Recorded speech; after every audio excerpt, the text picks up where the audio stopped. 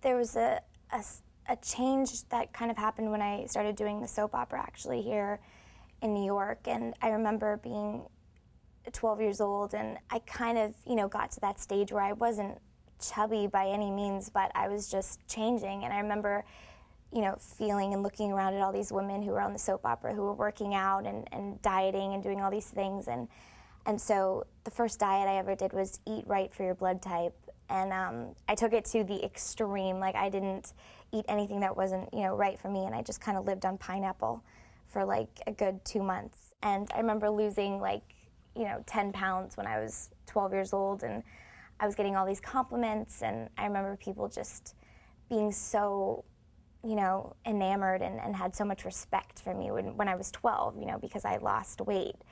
I remember just feeling so accepted at that point and wanting to kind of impress people more and kind of hold on to this feeling that I had. And so it kind of progressed into something that I knew I really liked, and I really liked the feeling of it.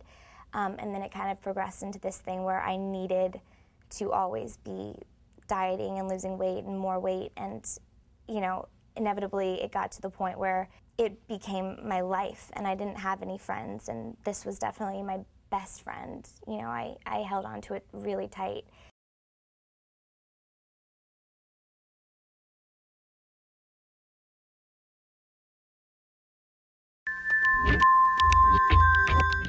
When I was about 15, my lowest weight was 85 pounds, I think, and I was going to homecoming, and I tried on this amazing dress, and I got on the scale. I got on the scale about probably 10 to 15 times a day, before lunch, after lunch, during lunch, and before dinner, and judging what I was like. And I remember going on the scale with this very, very heavy beaded dress on, and I was about 86 pounds. So, and I remember being really scared that I knew that was a really low number, and I knew that, my hair was falling out, and I had really weird skin. My face looked really weird. I was getting this sort of fuzz on my face, and I was always cold, always to the point of uncontrollably shaking. I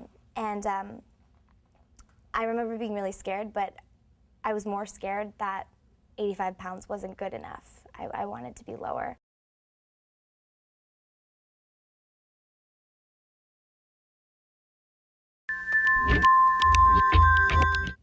I think my bottom and my rock bottom came when I started cutting a lot and kind of, physically abusing myself in a way where I would look at the scars and what I had done to myself, and that would convince me not to eat, or that I was such a bad person and that I hated myself so much. And I also was crying for attention. I also really wanted someone to see my scars and help me and give me a hug,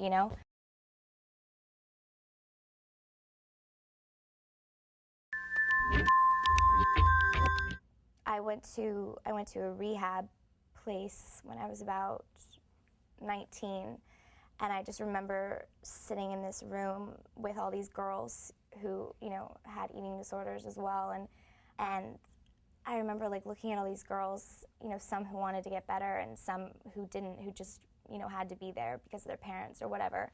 And I kind of, I don't know, I just broke down crying because I was just I don't want to be like this for the rest of my life. I don't want to have kids, with a mom who's not concerned with my child and who's more concerned with what I look like. I don't want to have a life like this. I started thinking just about my career and my friends and this life that I wanted to have, and and that definitely, turned things around a little bit.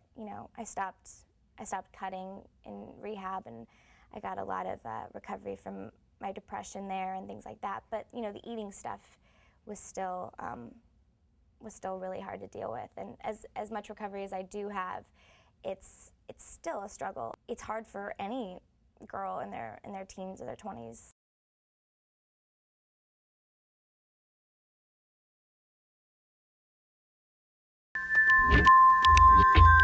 If you look at your life and you look at your future, you know, this is not something that just kind of goes away automatically. It's not something like one day you're just going to wake up and you're going to think the world is amazing and the birds are flying and there's rainbows and everybody's lovely.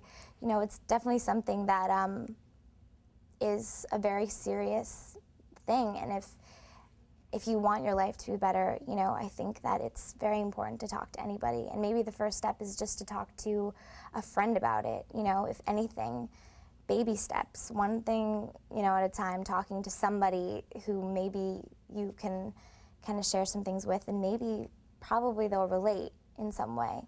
And then after that, you know, I think it's really brave to go talk to somebody, but it's so important. And I think it, you know, it helped me a lot. And even if, like, the person, you know, you don't even like the person, just talking to somebody who could offer some help, you know, I think makes a world of difference.